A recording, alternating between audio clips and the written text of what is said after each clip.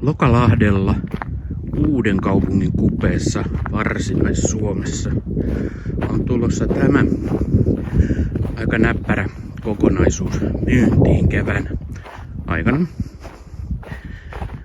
5000 neliö tontilla pari hyväkuntoista rakennusta. Sähköt tulee, vedet tulee vesiosuuskunnan tuomana. Sisällä vesivessa, sähkösauna, ilmalämpöpumppua, takkaa löytyy. Pihalla terassia, poreammetta, paljua. Tosiaan rakennukset aika mukavassa kunnossa. Pihapiiri hyvin hoidettu, rauhallinen.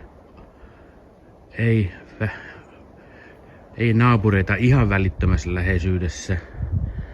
Matkaa rantaan noin 500 metriä, jossa oma venepaikka ja viime kesänä tehty pikku pelto tuohon. Ja siitä voi aloitella sitten harrastuksia, jos vaikka peukaloa vihertää, tehdä hevosille tarha tai sitten jalkapallokenttää tai mitä vaan. Tämä siis Lokalahdella Uudessakaupungissa.